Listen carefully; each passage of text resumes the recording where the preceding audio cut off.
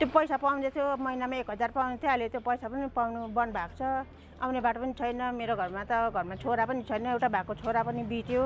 अन्त बिजोग छ नि, हामी बुढो छ, कमाउने मान्छे छैन घरमा। केही समय अघि आफ्नो छोरा गुमाएकी कालेबुङको बडा भालुखोप गाउँकी मुन्ना गुरुङका लागि जीवन अहिले झन कठिन बनेको छ। श्रीमान पनि वृद्ध अवस्थामा छन्। परिवारको कमजोर आर्थिक अवस्था र आफ्नै स्वास्थ्य समस्या बीच दैनिक जीवन धान्नुपर्ने बाध्यता छ। तपाईहरुलाई के सरकारलाई के भन्न चाहनुहुन्छ? कति जस्तो तपाईहरुलाई पैसा बढाइदिनुपर्छ भन्ने भन्नुहुन्छ? अब हामीलाई 1000ले पुग्दैन, 1500ले पुग्दैन, यसो 5000 दिए त राम्रो हुन्थ्यो। घर पनि चल्थ्यो, यसो बिमारी छ घरमा, दबाई पानी खाने पैसा पनि छैन। त्यही भन्नु चाहन्छु म चाहिँ। यसरी नै कालेबुङ जिल्लाको सन्तुक ग्राम पञ्चायत अन्तर्गत पर्ने दुर्गम गाउँका दिव्याङ किसान राईको अवस्था पनि उस्तै छ। कृषिमा निर्भर राईका लागि दैनिक जीवनयापनसँगै औषधि उपचार र स्वास्थ्य केन्द्रसम्म पुग्न लाग्ने यातायात खर्च थप आर्थिक बोझ बन्ने गरेको छ। सीमित आम्दानी र बढ्दो खर्चबीच सरकारले उपलब्ध गराउँदै आएको भत्ताले जीवन धान्न कठिन भइरहेको उनको गुनासो छ। बस्तीमा हामीहरू यत्रो टाढो, अब कालेबुङदेखि त यहाँनिर झन्डै 30 किलोमिटर होला। अब हामीहरू दुखाइ बिमार भयो भने हामीहरू सबसे ठुलो हस्पिटल त हाम्रो कालेबुङमा छ। त्यसको लागि हामीहरू अब यहाँदेखि गाडी भाडा रिजर्भ गरेर दुखाइ बिमार भएपछि गाडीले रिजर्भ भने मात्रै लान्छ हामीलाई। अन्त त्यो 1500ले त के गर्नु हामीलाई? अहिले रिजर्भ नै कालेबुङ पुग्नु यहाँदेखि 1500 लिन्छ हो।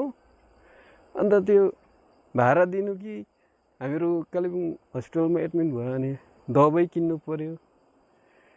अन्त त्यो दबाईहरूको दामहरू सुन्दाखेरि कति पर्छ। अन्त त्यो 1500ले त हामीलाई पुग्दैन। हामीले माग गरिरहेको छौँ 5000 चाहिँ दिइजाओस् भनेर। केन्द्र सरकार,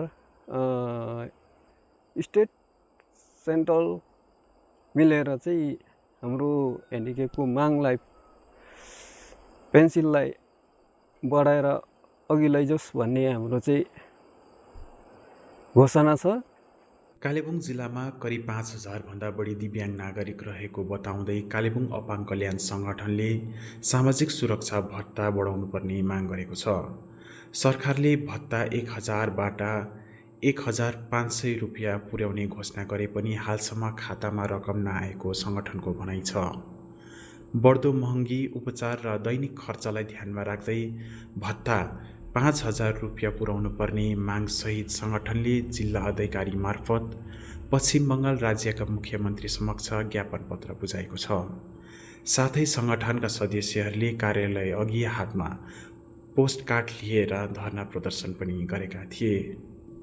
यो सरकारले किन आज हाम्रो दिव्याङ्गहरूमाथि अन्याय र अत्याचार गरिरहेछ? किनभने 1000 पाउँदै थियो, आज 500 रुपियाँ मात्र बढाएको छ। त्यो पनि पाएको छैनौँ हामीले। छैनौँ। किन? के हाम्रो पहाडी क्षेत्रको दिव्याङ्ग दाजुभाइ दिदीबहिनीहरू के भिखारी हो त? हामी भिखारी हौँ? आज भिखारी जस्तो आज दैलोमा यसरी माग्नु पर्ने अवस्था आइरहेछ। कसले गर्दा हो? आज हाम्रो व्यवस्था ठिक नभएर हो नि त। आज हाम्रो प्रतिनिधिहरू ठिक छैन। आज ठिक नभएको कारणले गर्दाखेरि आज हामी यो अवस्थामा आइरहेका छौँ। हामी अब 80 वर्ष पुग्न आँट्यो म चाहिँ हो। यति बेला अब हाम्रो गाडी घोडाको बाटो पनि टाढो छ, आउनु जानुलाई पनि दुःख छ। यो 1000 नाथेले त केही पनि नहुने रहेछ अहिलेको महँगी समयमा। र हामीलाई सरकारले आश मात्रै देखाउँदैछ। घरि 3000 दिन्छु, घरि 5000 दिन्छु, घरि 7500 पो दिन्छु भनेर हामीलाई आश मात्रै देखाउँदैछ।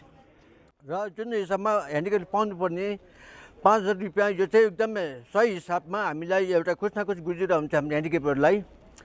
यसले गर्दाखेरि हाम्रो ह्यान्डिक्याप पाउने अधिकार चाहिँ सेन्ट्रल सरकारले होस् या स्टेट सरकारले होस्, हामीले सहीसँगले सही ढङ्गमा दिनु पर्यो।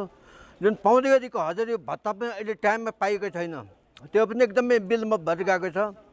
त्यही भत्ता पनि अलिक के न के त सपोर्ट हुन्छ, त्यो पनि अहिलेसम्म दिएको छैन।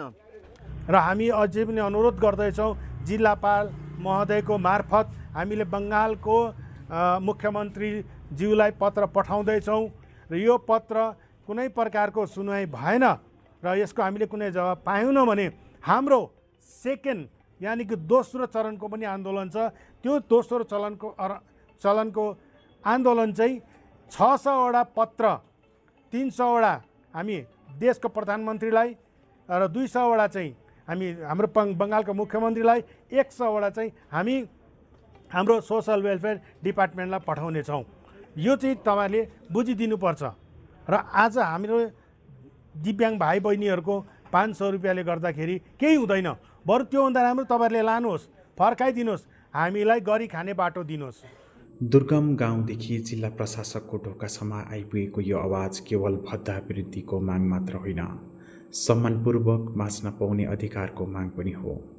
स्वास्थ्य उपचार, औषधि र दैनिक आवश्यकता बीच सङ्घर्ष गरिरहेका कालेबुङ जिल्लाका हजारौँ दिव्याङ्ग नागरिकहरूको आशा अब राज्य सरकारको निर्णयमा अड्किएको छ।